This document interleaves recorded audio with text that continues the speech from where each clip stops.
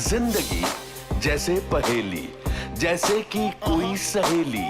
जिंदगी जैसे कहानी, थोड़ी नई थोड़ी पुरानी। कभी चाबुक, कभी चॉकलेट, कभी रौनक, कभी धक्कम पेल। ये भी हो सकता है, वो भी हो सकता है, बट ऑलवेज रिमेंबर, लाइफ में कुछ भी हो सकता है। आपका लास्ट विजुअल अपने पापा का क्या है? लास्ट विजुअल बहुत सैड सा है। आई रिमेंबर उन्हें कैंसर था, तो वो ठीक हो गए ऐसा कहा गया। तो हम उन्हें घर पे लेकर आए, तो उन्होंने वनीला आइसक्रीम मांगी थी। And that was the first time he ate after 8 months of suffering from cancer, ये थ्रोट कैंसर। एंड तो वनीला आइसक्रीम खाई उन्होंने, और हमें लगा कि अब तो ठीक हो गए, अब तो खाना पीने लग गए। And that was at about 11 or 12 in the night. And 4 o'clock What in the date morning. was this? This is on 19th, 18th October या 19th October. And then उस या 18 रात थी, और फिर उसके बाद I went to sleep and my mother, I think मुझे मालूम नहीं पड़ा, my mother woke me up and she said Papa is in the hospital. वो वापस ले गए उनको, और जब तक हम पहुँचे 3-4 बज गए थे। एंड मेरा लास्ट विजुअल ये है, उनके पैर मैंने देखे और वो बहुत ठंडे थे जब मैंने उसे हाथ लगाया। And he had passed away, और that's the last visual. Then I didn't see his face, मैंने उनका चेहरा नहीं देखा क्योंकि मुझे बहुत दुख हुआ। और बट मेरी उनसे आखिरी मुलाकात यही है कि वनीला आइसक्रीम खा रहे थे। उसके बाद मैंने उनको नहीं देखा। Sorry to revive these memories, but just उसके कितने दिनों बाद आपके मम्मी का देहांत हुआ? ही एक्सपायर्ड इन 81। मदर एक्सपायर्ड, उनका देहांत हुआ 1991 में, 10 साल बाद। तो हम लोग उनकी ही डेथ से जूझ रहे थे अभी, क्योंकि सडनली वो चले गए। और हमारी बहन की जो थोड़ी तबीयत ख़राब हो गई, उनको सदमा पहुंचा, और अकेली औरत थी, तो फिर काम वाम पढ़ाना। और वो चाहती थी कि हम बहुत पढ़े लिखें, मेरे फादर भी ये चाहते थे, मदर भी। तो मुझे उनकी फौत के बाद मालूम पड़ा कि उन्होंने कितने लोगों से कर्जे लिए, कितनी मेहनत की, कि मैं और मेरी बहन जो है, मेरी बहन भी MLLB है, मैं खुद मास्टर्स हूँ, मैंने डिग्री नहीं ख़त्म की लेकिन मैस कम्युनिकेशन से। लेकिन उन्होंने कहा कि तुम पढ़ना ज़रूर। और मुझे अभी भी याद है, उस ज़माने में फ़ीस देने में तकलीफ़ होती थी, लेकिन वो बेचारी कहीं ना कहीं से जुगाड़ करके, मेहनत करके, आई थिंक वो काम करती रहीं। तो वो 4-5 साल तो उसी सदमे में निकल गए कि फ़ादर की डेथ हो गई।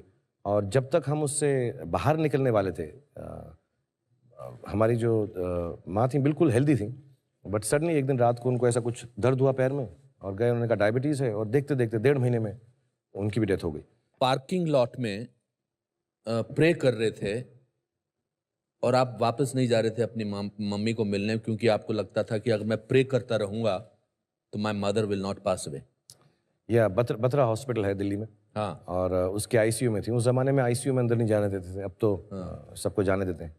तो मुझे किसी ने कहा कि तुम दुआ करते रहो, और जब तक दुआ जारी रहती है तब तक अल्लाह मियाँ जो हैं सुनते रहते हैं, सुनने में तो मसरूफ़ रहते हैं कि कुछ एक्शन नहीं लेते।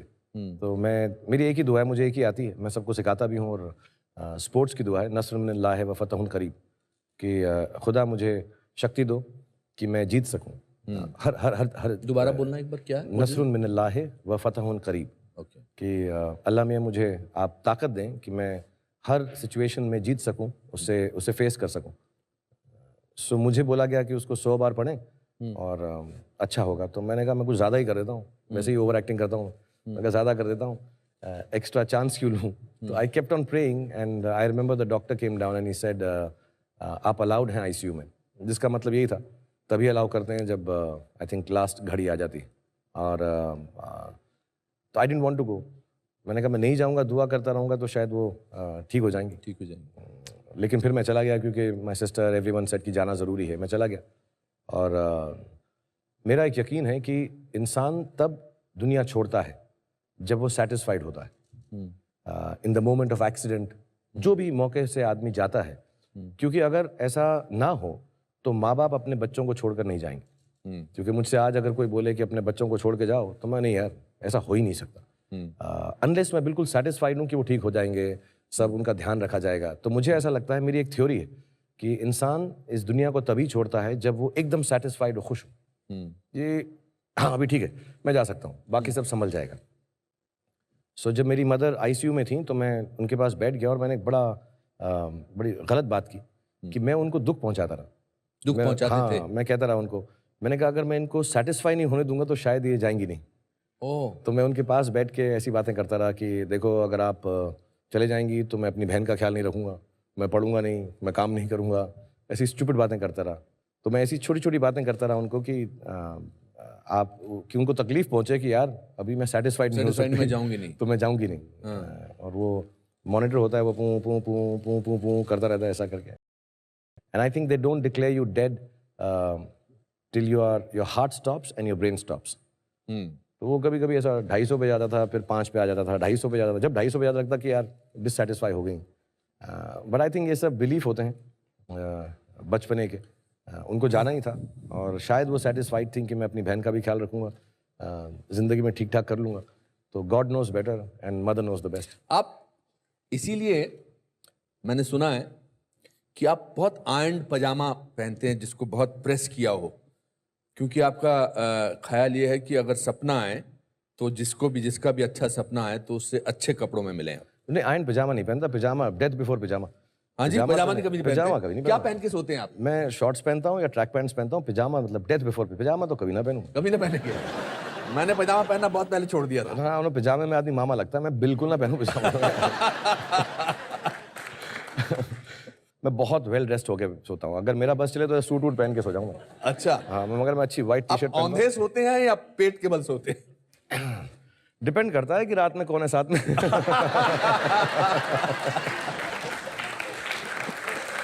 और जब तन्हा होते हैं तो कैसे सोते हैं? आई थिंक मेरे को कभी देखा नहीं अपने आप को सोते हुए, लेकिन मुझे ऐसा लगता है मैं उल्टा ही सोता हूँ। अच्छा, हाँ, उल्टा सोता हूँ मैं। शुरू सीधा होता हूँ। आमतौर पे कहा जाता है कि जो बादशाह होता है, जो राजा होता है, जो किंग होता है, वो सोते हुए बहुत अकेला महसूस करता है। Do you feel like that? हाँ, मतलब मुझको रात में अकेलापन महसूस होता है क्योंकि मुझे एक तो नींद बहुत कम आती। मैं 3-4 घंटे सोता हूँ। इसलिए नींद कम आती है या इसीलिए देर से सोते हो? आई डोंट नो, इनमें से कोई चीज़ होगी। मतलब या तो मुझे क्योंकि अकेलापन है इसलिए नहीं सोता हूँ। हाँ। तो मैं बच्चों को, बीवी के साथ सबसे बात करके उनको भी मैंने लेट कर दिया है। लेकिन उसके बाद मैं एक चीटिंग करके उनके बाद भी जागता रहता हूँ। टीवी भी देख लेता हूँ कभी कभी अगर मिस हो गया हो। बट अदरवाइज या नाइट्स आर लोनली। या Nights are lonely.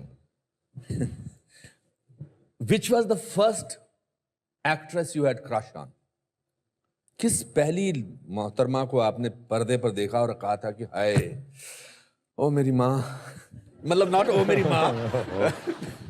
अनुपम, आपका तो रोमांस भी इतना ओल्ड फैशन हो गया कि लड़की को देख के ओ मेरी माँ बोलो, क्या कर रहे हो यार। द फर्स्ट एक्ट्रेस पर्दे पे तो नहीं देखा मैंने, फिल्म में बहुत देर में देखना शुरू की थी क्योंकि तब अलाउड नहीं होता, टीवी पे देखते थे। हाँ जी जी। अपने साथ वाले अरोड़ा साहब के घर में टीवी होता था। हमारे यहाँ मल्होत्रा साहब होते थे। हाँ, दरी पे बैठ के टीवी देखते थे। संडे को जो पिक्चर आती थी, मुमताज जी।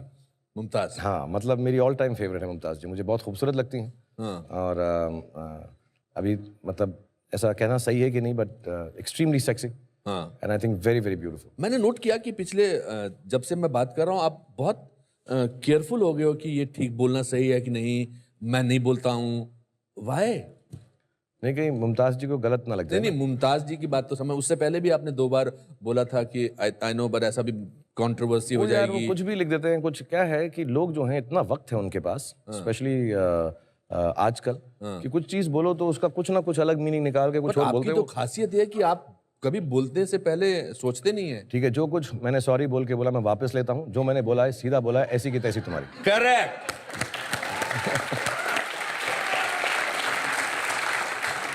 एंड आपके पसंदीदा एक्टर कौन थे? मुझे बलराज साहनी साहब बहुत अच्छे लगते थे। हालांकि हालांकि बलराज साहनी साहब ने कोई गाना नहीं गाया है नाच नाच के, एक्सेप्ट वो ओ मेरी जोहरा जबीं। एक्सेप्ट यश जी वाला वक्त वो मुझे बहुत अच्छे लगते। वो कुछ प्लेजेंट था उनमें। और अब मुझे और भी अच्छे लगने लगे हैं जब मैं पीछे देखता हूँ। मेरे मम्मी डैडी के फेवरेट दिलीप साहब थे, तो उनकी वजह से वो बहुत अच्छे लगते थे। और विश्वजीत जी मेरे मम्मी के फेवरेट थे। उन्हें बड़ा हैंडसम समझती थी, वो समझती थी मैं बड़ा होकर उनकी तरह बनूं। मेरी मम्मी को भी विश्वजीत अच्छा लगते थे। हाँ, तो उनके गाने, वो क्या, कौन सा था, अप्रैल फूल उनका था, अप्रैल फूल बनाया आपको। तो वो मुझे ज़बरदस्ती अच्छे लगने लग, जब वो मिला भी तो मैंने उन्हें कहा कि सर मेरी मम्मी के आप फेवरेट हैं, तो मैं उनकी फिल्में बहुत देख चुका हूँ। एंड अमित जी, हाँ, आई थिंक वो हम बड़े हो रहे थे तो उस जमाने में उनकी फिल्में ज़्यादा देखी हमने। एंड देन मुझे शशि कपूर साहब भी बहुत अच्छे लगते हैं। I thought he was fantastically pleasant. Yes. और सीरियस एक्टर्स में नसीर भाई बहुत अच्छे लगते हैं, ओमपुरी जी, आप। अच्छा, अ, मेरा बोलने के अलावा तो तुम्हारे पास कोई चारा भी नहीं था। अच्छा ठीक है, कुछ मत बोलना। बट टेल मी, एक्टिंग का ख्याल, मतलब हु वाज दैट परफॉर्मेंस, या क्या सोच के आपने एक्टर बनना सोचा था? मतलब एक्चुअली मैं बनना ही नहीं चाहता था एक्टर, ये बहुत कम लोगों को मालूम है। मैं जब मम्मी का देहांत हो गया तो फिर ऐसा कुछ 1991 में हुआ, और उस जमाने में मैंने एक टीवी सीरियल कर लिया था। और वो क्यों किया था, मैं फुटबॉल क्रिकेट खेलता था, मुझे चोट लग गई। चोट लगी तो मेरा खेलने का करियर जो है सॉर्ट ऑफ एंड हो गया कि ये चोट ठीक नहीं होगी। मैं बहुत बहुत परेशान हो गया। तो बैरी जॉन ने एक प्ले शुरू किया, जो मेरे गुरु हैं, और उन्होंने एक प्ले शुरू किया, in which Annie gives it those ones. तो उसके लिए 10 लड़के चाहिए थे और 80 लड़कियां थी। लेडी श्री राम कॉलेज का प्ले था। तो मैं ऑडिशन के लिए पहुंच गया, क्योंकि शाम में फ्री होते थे, पहले खेलता था। तो मुझको उन्होंने प्रिंसिपल डांसर के एक रोल में ले लिया। उसमें मेरी लाइंस थी पूरे प्ले के अंदर, I have a letter for you Annie. I have a letter for you. Annie, okay. Annie गा के बोलना था या नहीं, बस आगे बस ऐसा, I have a letter for you Annie. और मैं डांस करता था, प्रिंसिपल डांसर था। तो मुझे वहाँ पे शुरुआत हुई, मैं कर रहा था। और फिर कुछ हमारे दोस्त थे कर्नल कपूर साहब, उन्होंने एक टीवी सीरियल शुरू किया जिसमें उनके बेटे काम कर रहे थे। उनके बेटे ने डिसाइड किया मैं नहीं करूँगा, तो उन्होंने कहा तुम कर लो, तो मैंने कर लिया। तो वो फौजी। एंड बिल्कुल घर के सामने रहते थे, इसलिए कर लिया। अच्छा। और हाँ, कुछ ऐसा आइडिया नहीं था कि एक्टिंग करूंगा। थिएटर वेटर थोड़ा बहुत करता था, वो भी इसलिए क्योंकि अब स्पोर्ट्स बंद हो गई थी। एंड देन फौजी आई थिंक थोड़ा चल गया।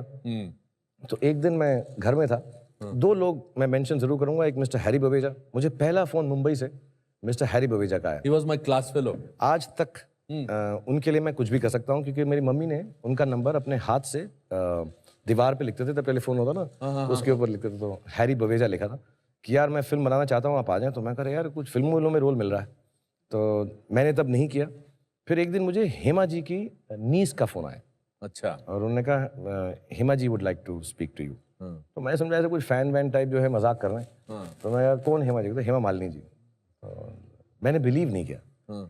और फिर वो फोन पे आई, उन्होंने कहा मैं फिल्म बनाना चाहती हूँ। दिल्ली में फोन आया था? मैं दिल्ली में फोन आया। और घर के, मतलब ऑब्वियसली नॉर्मल। हाँ, घर के अंदर ऐसा फोन। तो मैं कहा, मम्मी को भी जाके बोला, मैंने कहा हेमा मालिनी जी ने फोन किया है। कहते हाँ हाँ ठीक है।